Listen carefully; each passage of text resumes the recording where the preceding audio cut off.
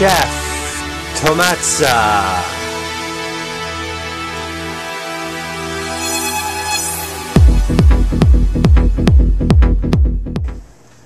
Good evening and welcome to Chef Tomatza. This evening we're making fresh pasta. I already have my pasta prepared here. I have 2 eggs for 1 cup of semolina flour. If you go to your grocery store and check out the ingredients on regular pasta, you'll see that is the primary ingredient with eggs. So I have here the dough. It's very important when you're making pasta that the dough is very, very dry.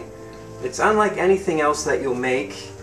And what I do is I press my fingers into it, and if I feel any moisture or humidity, I add more flour. So, rule of thumb, approximately 1/2 cup of flour per person. Not more than that, unless you're really hungry. So I have 1 cup here for 2 people, but I'm going to divide it into approximately 3 pieces. You can get these great pasta machines, this hand-turned one, really inexpensive. You can get them for as low as $15. Now what I do is I put it into thirds for my 1 cup of flour and 2 eggs, and there's a little bit of water in there. What I'm going to do is, in the palm of my hand, I'm going to press it down on the board. This machine has 8 settings. You start on setting number 1. The handle has 3 positions depending on the type of pasta that you want, but you have to start with the roller. Comes out, put a little bit more flour. Always want to keep it very well floured. I'm on position number 2, so it's getting longer and thinner as we progress. I'm now on position number 3.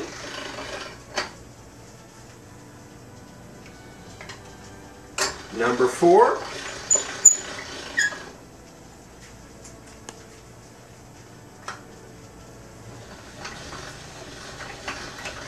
Just put your hand here as it comes out so it's easy to pull out afterwards.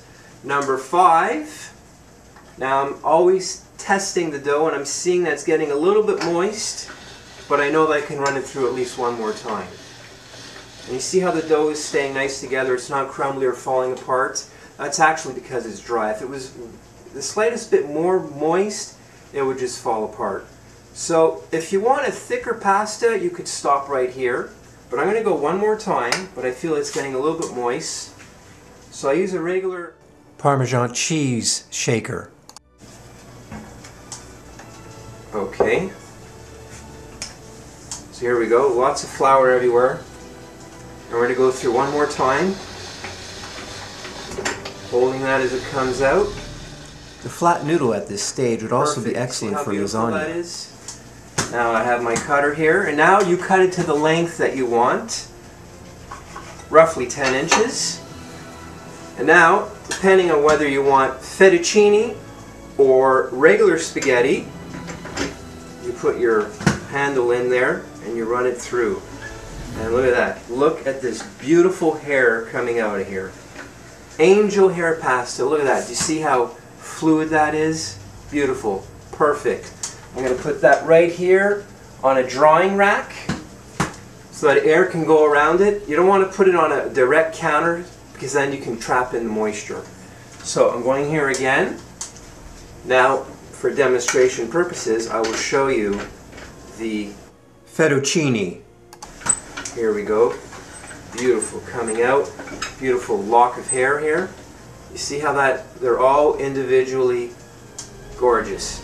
Just fan it over my hand like that. Beautiful. This takes very little cooking time in the water. Not more than 4 minutes and you're done.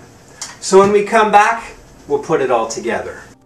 I've completed the pasta process, and here it is on my drying rack, and I'm going to put it in the water now for about 4 minutes and salt the water first. Here's a controversy. Do you put oil in the water that you're going to cook the pasta with? There's 2 sides of the fence here. Some people say yes, some people say no. If you do put oil, people will claim that your sauce won't stick to the pasta after. And if you don't, you're going to lose some flavor. You can do what you want. I haven't really noticed a difference, to be honest with you. I usually don't put oil. but I do put a lot of salt. And that salt flavor will really come through in the pasta. Our pasta is cooked after approximately 4 minutes. Heavily salted water. Consistency, perfect. My signature tomato sauce available on this site.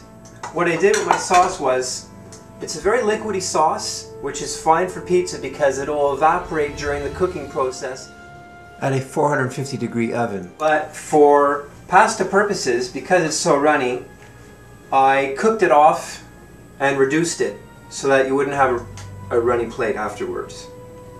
Here we go, beautiful, perfect. The aroma smells delicious. You could have pan fried a little bit of bacon, a little bit of meat if you wanted to before, and then added it to that sauce for a meat sauce. I can't wait to eat this.